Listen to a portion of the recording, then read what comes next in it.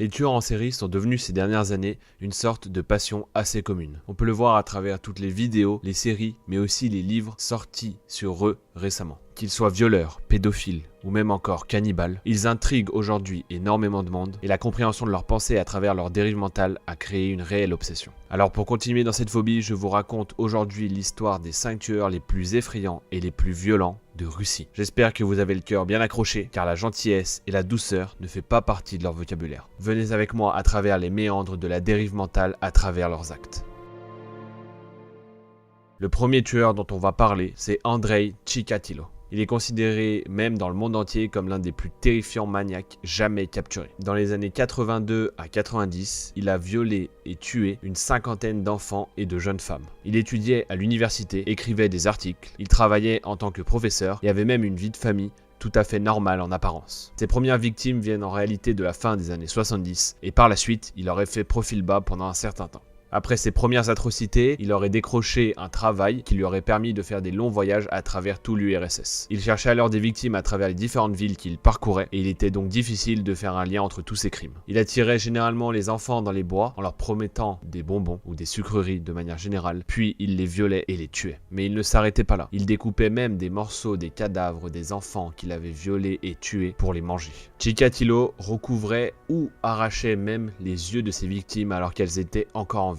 Il a même expliqué une fois pourquoi il faisait ça. Pendant le crime, j'ai couvert ses yeux avec un foulard car j'avais peur de son regard fixe. Ce tueur a d'abord été enfermé en 1984, mais seulement pour un vol présumé. Il n'était pas encore accusé des autres meurtres qu'il avait déjà effectués et du coup, il a été rapidement libéré. En 1985, les autorités russes ont lancé un appel pour débusquer celui qu'on surnommait le maniaque. Il avait à ce moment-là déjà tué plus d'une trentaine de personnes. Chikatilo, qui est lui-même le tueur, a participé activement à toutes ces recherches pour brouiller les pistes. Ce n'est qu'en 90 qu'il a finalement été interpellé. À ce moment-là, il rejettera toutes les accusations jusqu'à être interrogé par un psychiatre du nom d'Alexander Bukhanovsky. Il a déclaré, je cite, « Je lui ai expliqué que j'étais docteur et que mon but était de l'aider. Je peux avoir recours à l'hypnose, mais je n'en ai pas eu besoin cette fois. J'ai été le premier homme à qui il a tout raconté. Il pleurait, blâmait son destin et les personnes l'ayant entouré. » Issa Kostoyev, inspecteur en chef sur l'affaire de ce tueur, a déclaré « Je ne pense pas que c'était un malade mental. Il avait certaines déviances, mais était tout à fait sain. Il était juste impuissant et cela le rendait fou. » Chikatilo a finalement fini exécuté en 94 après un procès long de 2 ans.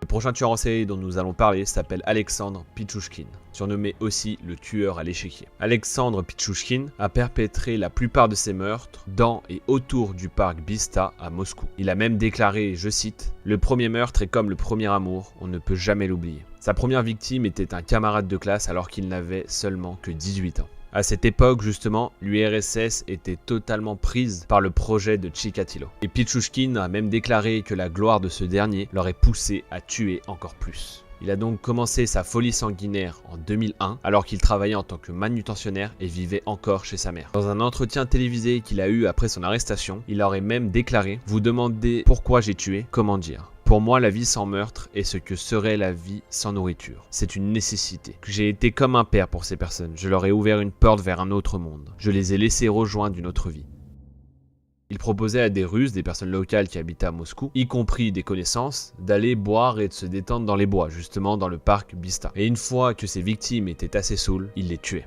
Sa marque de fabrique était de les frapper à la tête et ensuite d'insérer une branche ou une bouteille vide dans leur crâne. Par la suite, Pichouchkine mettait les corps dans des conduits d'égout. Mais certains ont réussi à s'échapper et c'est en partie grâce à eux qu'ils ont pu créer un portrait robot de Pichouchkine. La plupart de ses victimes étaient des hommes adultes. Pichouchkine déclara même que certaines de ses victimes avaient compris qu'il allait les tuer avant même qu'il le fasse. Et l'une de ses victimes aurait même exprimé le souhait de se faire exécuter par lui. Pichouchkine a finalement été arrêté en 2006 alors qu'il assassinait une femme, sachant que ce dernier était au courant qu'elle avait donné le numéro de Pichouchkine à son fils au cas où il y aurait un problème. Il sera donc condamné à la prison à perpétuité après avoir assassiné 48 personnes au total. L'un de ses co-détenus a même déclaré, je cite, « Il ne donne pas l'impression d'une personne folle ou malade mentalement. Il est timide et comprend qu'il doit juste tuer. En dehors de cela, il est sain. » Tout à fait, il est sain.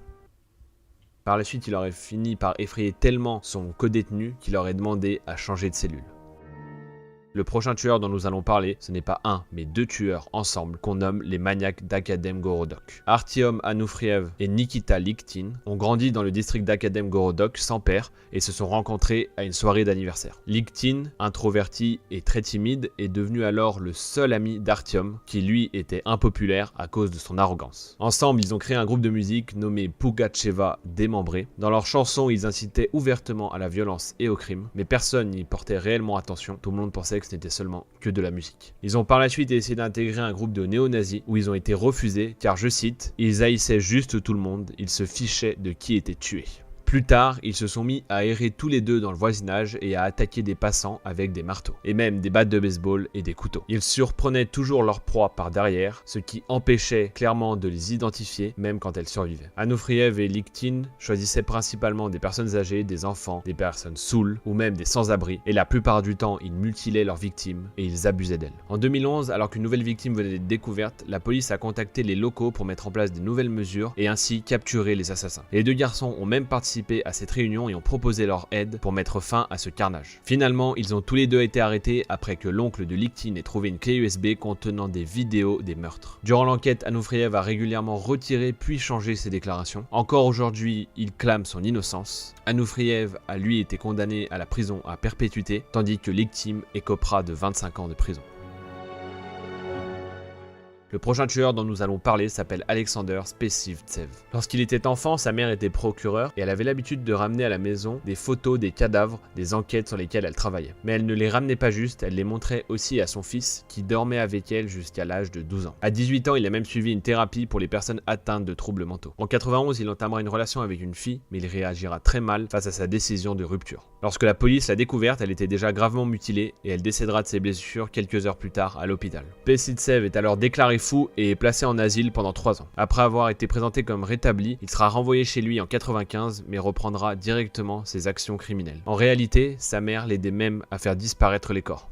Rien qu'en mai 96, il aurait invité 6 adolescents chez lui qu'il aurait tués et fait disparaître avec sa mère. Il déclare, je cite, « J'ai déposé les cadavres dans la chambre et les ai recouverts avec un tapis. Environ une semaine après, ma mère m'a rendu visite. Je suis allé dormir et dans la matinée, les corps n'étaient plus là. Je ne sais pas ce qu'elle a fait avec, je ne lui ai jamais demandé. » Spesivtsev appâtait ses proies de différentes manières. Parfois même, sa mère et sa sœur l'aidaient à créer une image de famille parfaite. Mais une fois qu'il avait réussi à les amener à l'intérieur, il les menottait et les torturait. Une de ses victimes a même déclaré avant de mourir « Après qu'il a tué Nastia, il nous a fait disséquer le corps pour le cacher plus facilement. Avec une scie qu'il nous a donnée, nous avons découpé le corps, séparé la chair des os avec un couteau. Il nous disait uniquement quoi faire. Il donnait la viande et les os à manger à son chien. Mon amie Genia et moi avons amené les membres dans la salle de bain. Les avons mis dans la baignoire et dans le réservoir des toilettes. Sa mère et sa sœur ont vu tout ça. Elles étaient présentes. Le reste du temps, il nous frappait, moi et Genia. Il a cassé son bras et son crâne, puis a cousu sa tête avec du fil nu et une aiguille. » Les voisins ont fini par porter plainte à cause du volume de la musique et de l'odeur de putréfaction qui émanait de l'appartement. Toutefois, la plainte n'a pas été relevée par la police et n'a pas fait l'objet de suite. Finalement, Alexander sera arrêté après un contrôle de routine d'un service de plomberie, car Alexander a refusé d'ouvrir et le service de plomberie a été obligé d'appeler la police pour le forcer à ouvrir sa porte. Une fois que la police est entrée dans l'appartement, c'est l'horreur. Il y a des bouts de cadavres disséminés dans tout l'appartement. Le nombre exact de ces victimes reste encore aujourd'hui inconnu, mais il dépasse largement les 20. Actuellement, Spesivtsev est sous surveillance dans un hôpital psychiatrique. Sa mère, quant à elle, a fait au total 13 ans de prison et est aujourd'hui libre. Quant à sa sœur, elle a été reconnue innocente. Le prochain et dernier tueur dont nous allons parler se nomme Mikhail Popkov. Ce tueur en série est parvenu à perpétrer plus de meurtres que les assassins dont nous venons de parler. Et son histoire est si terrifiante qu'elle aurait pu faire l'objet d'un film d'horreur. Il a commencé ses meurtres alors qu'il était agent de police. Au travail, il a toujours été décrit comme un homme jovial et de bonne humeur.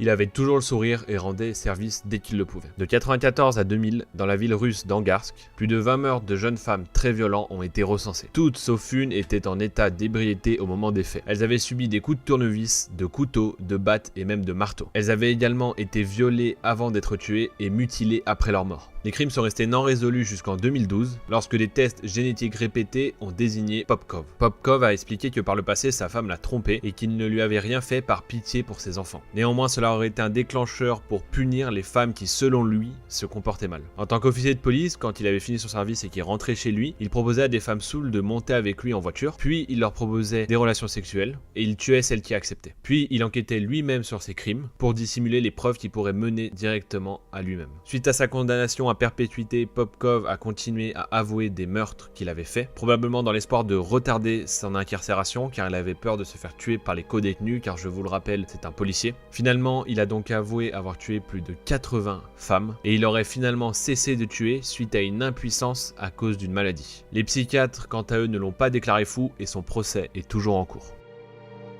Waouh, ces histoires se font vraiment froid dans le dos. Ce qu'on peut remarquer souvent, quand même, c'est que ces tueurs adultes, ont eu des problèmes étant enfants. Mais cela, évidemment, n'excuse en rien leurs actes. Et ce qui est fou, c'est de voir à quel point ces dérives mentales peuvent emmener loin dans la violence et dans l'atrocité humaine. Cela dit, malgré la violence de cette vidéo, j'espère qu'elle vous a plu, que ce concept vous plaît. N'hésitez pas à me le dire pour que je sache si j'en refais ou pas, si je vous raconte l'histoire d'autres tueurs en série. Peut-être un est plus long, peut-être deux est moyennement long. Vous voyez, si vous voulez que j'approfondisse un peu plus. Là, j'ai survolé grosso modo. Si vous voulez plus d'infos, n'hésitez pas à faire vos recherches sur chacun de ces tueurs. N'hésitez pas à liker, partager et à vous abonner, évidemment. Je vous fais des gros bisous. Je vous dis à la semaine prochaine. Tchuss!